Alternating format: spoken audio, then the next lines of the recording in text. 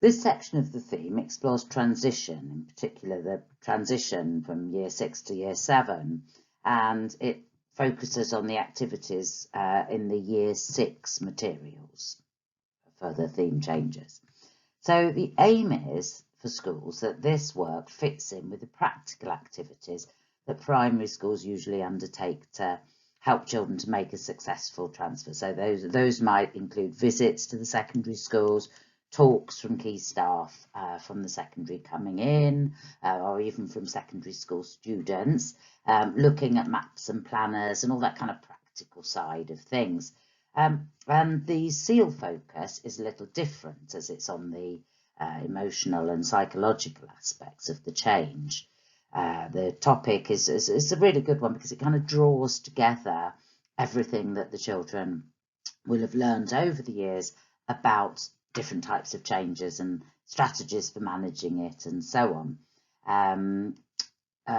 In particular, what makes it easier, what makes it harder, how it can impact on us differently, and it applies it in a really tangible way to support children's transition at this key juncture in their educational career. Closure is really, really important as children move on. They need to hear what qualities, what skills and what other attributes that others believe they will bring to their new school. And they'll listen at this age, of course, to their peers far more than to their teachers, although both matter in their own way. I really like this simple activity from the Year 6 SEAL materials. It gives a chance for everybody in the class to recognise something positive about every other child. So the instructions are fairly straightforward. You write the name of the child. You may have done this already, but you write the name of the child at the top of a blank piece of A4 paper. You can attach a small photo to it or get the child to draw themselves. We suggest that they use the hand they don't usually draw with so that it doesn't become a kind of art competition, and it lightens the atmosphere as well a little. You give out the sheets randomly then and you number the children. Each child has a set time to write something positive about the child whose name is on the sheet, and each child passes the sheet to the next number when the signal is given by the teacher. So when everyone's finished, each one is returned to the child and can be read to show what others really like and admire about them. It's a lovely, lovely moving on present. I've used it as a Year 6 teacher, laminated each of them and given them as a as a kind of leaving gift with a card. But also it can be passed on to the secondary school as part of a one-page profile if the child is happy for that to happen. I would also say, it's a really good opportunity to include yourself in this. The one on the slide there is one that I did as a Year 6 teacher, and the children each wrote a comment about me. And I've had this, I think it's about 25 years now, and I still read it and it still gives me a really, really lovely warm glow. So again, include yourselves in these feel-good activities as your health and well-being, and is just as important as we know, don't we, as part of a whole school approach as the children's themselves. So really nice closure activity there in the Year 6 materials. The topic links to the progression. There's quite a few progression steps again, mainly within What Matters Statement 2. And again, the focus, of course, is on regulating emotions, and which can become quite strong at times of change. Again, with the SEAL materials, there's a similar progression in learning outcomes, and these are in the overview to each theme in the primary booklets. So in Year 6, this topic is introduced by dividing children into 4 groups and asking each of these to choose one of the examples of a statement, if you like, about what happens at secondary school. And the idea is that within their group, they pass this message on. Sometimes we ask them to pretend that they're whispering on their phone to each other so that the other people in the group can't hear. And the idea is that each person exaggerates the statement to try to make it more interesting or shocking. And then at the end of the line, the first and the last people in the group see how the message has changed. And it's quite useful for just kind of illustrating what happens as rumours fly around schools or groups of people. And then once they've got the idea, they can use their own statements and generate their own kind of gossip, if you like, to illustrate the point. And then, of course, the children are encouraged to come up with strategies for dealing with these rumours and unsubstantiated claims about life at secondary school. The children are then encouraged to share their feelings, both the positive and the negative, and any questions that they have. And this is a Year 6 teacher here who's asked the class to indicate if they're worried, confident and happy, or a bit of both in the middle there. I actually observed this lesson myself, and the quality of the discussion generated was absolutely fantastic. It's a really good activity to get children really kind of talking and thinking. And even if they don't feel confident to share their own worries, they'll listen to the responses and the worries of other children and generally feel, oh, I'm not the only one that's experiencing this. A really important part of the process. Maslow's hierarchy of needs is also introduced in Year 6, and it's explained that our basic physiological needs like food, shelter, warmth and so on are at the bottom of the pyramid, and as these needs are satisfied, we move up the triangle with other needs becoming important and driving our behaviour. So being safe, being cared for, belonging, being valued, that's the esteem kind of rung there, and that's both by ourselves and by other people, and learning, which is right at the top. It's called self-actualization by Maslow. And we explain to the children that we won't be motivated by needs higher up the triangle if the more basic needs at the bottom of the triangle haven't been met. So at a very simple level, we know, all of us, don't we, that it's almost impossible to focus on learning if our stomach is rumbling, it's nearly lunchtime, you haven't had breakfast and you're just focused on that. Or how hard it is to think about other people's needs if we're actually not feeling safe in a particular environment. So this generally makes quite a lot of sense to children at this kind of age, and to adults as well in the school when we're talking about the challenges facing our Year 6 students. So anything that threatens our ability to get these needs met causes us to have uncomfortable feelings. It's described in the materials, I think, as something like nature's way of programming us to be extra careful in situations that we're not familiar with. It's a lovely, lovely framework for children to understand in terms of change generally, but in particular the transition that they'll all be facing at the end of Year 6. This activity from the materials utilises Maslow's hierarchy and the children's understanding and introduction to that. It helps children to understand the ways that their current school meets their needs and why they often feel safer and more confident in places they're familiar with, and less so in those that they're not familiar with. In fact, a load of teachers have explained to me that this activity has been really helpful to them at times of personal change, as well as professional change.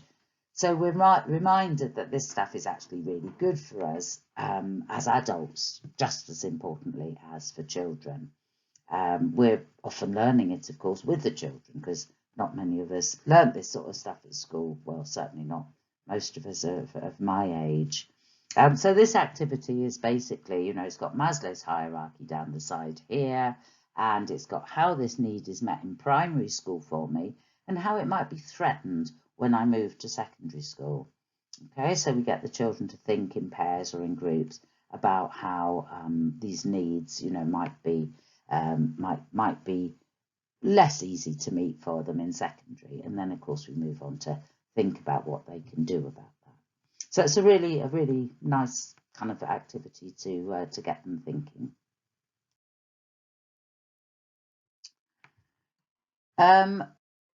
This teacher that I observed was fantastic. She had this amazing concrete way of explaining Maslow and what happened.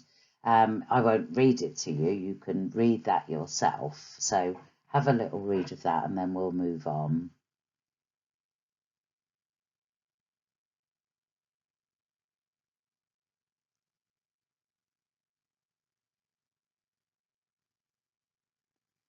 It's great, isn't it? That idea of the kind of wall and everything crumbling down in a really visual and concrete way. Of course, we do need to help children to come up with ways to deal with their worries and concerns, as well as identifying them. So now we're going to have a quick look at some of the strategies that schools have used. The next few slides offer examples of ideas to illustrate each of the strategies that the children will already have touched on through their SEAL work. The list on this slide is a reminder of some of those strategies. The first strategy is to ask in order to share feelings, experiences, and of course possible solutions.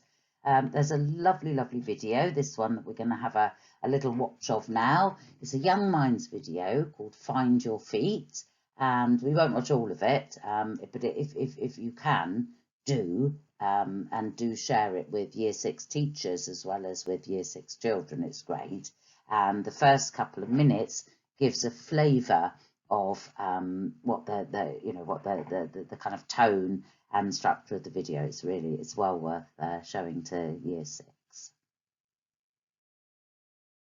This activity from the Year 6 materials encourages children to remember the impact that thoughts and feelings have on behaviour, and it uses examples of fears that Year 6 students might have as examples and as an activity for them to complete in pairs or individually or as a group. So the first example for as an illustration is, my new teachers will ask me to read out loud in class.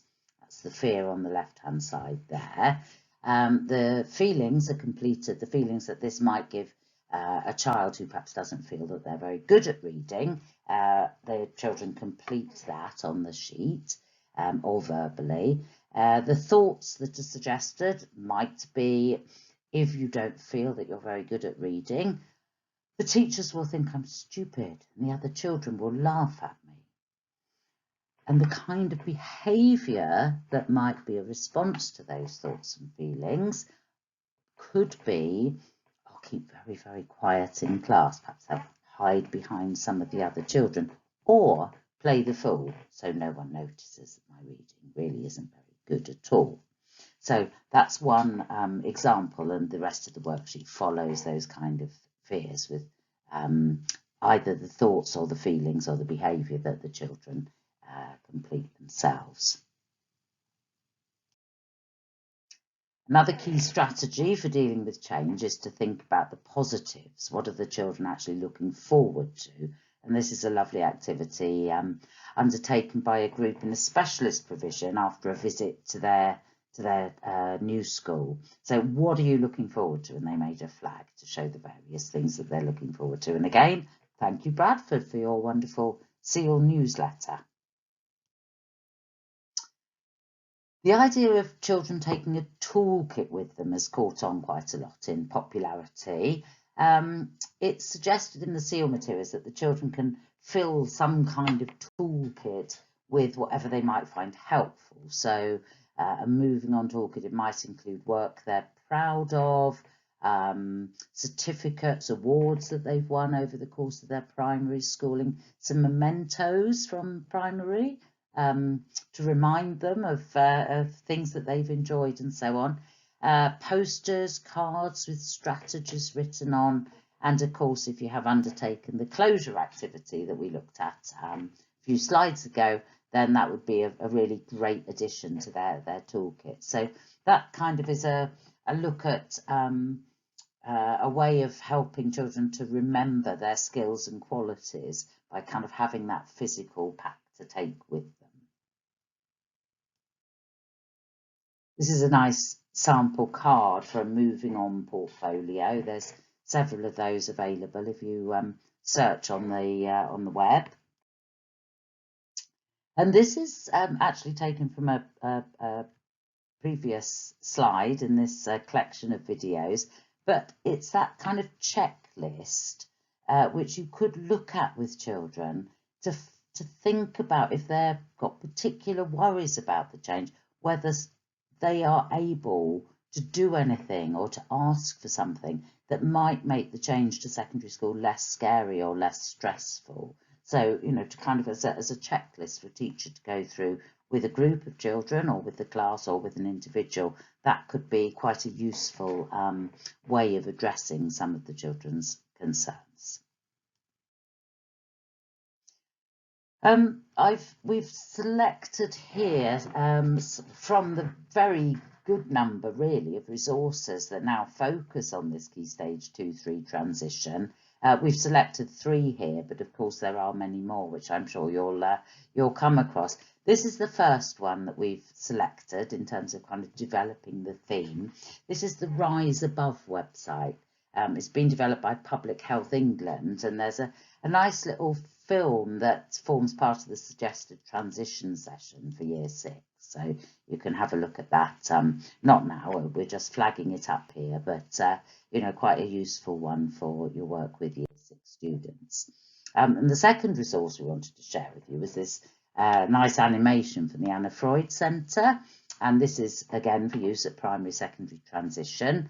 And the whole resource includes a lesson plan and various lesson activities. There's an assembly plan, a PowerPoint, and a signposting poster for you to kind of print and use in your own school. This is a nice little animation that they've put together to accompany the various materials. So there's a kind of a teacher toolkit, if you like, which you can download from the link there from the Anna Freud Centre. And finally, the third set of resources really that we wanted to share, which I should think would probably keep you going for a whole term or possibly the whole year, is from Bitesize.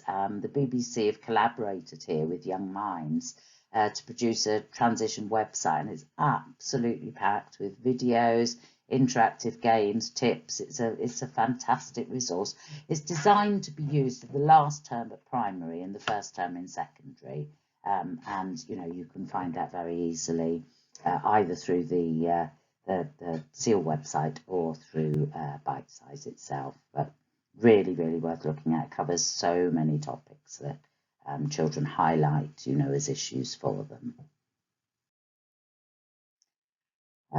Finally, in this section, you might like to pause the presentation now to consider undertaking the task suggested on this slide. And this is, you know, this kind of way of looking at behaviour that takes a situation and then kind of looks at the thoughts and feelings you have around it.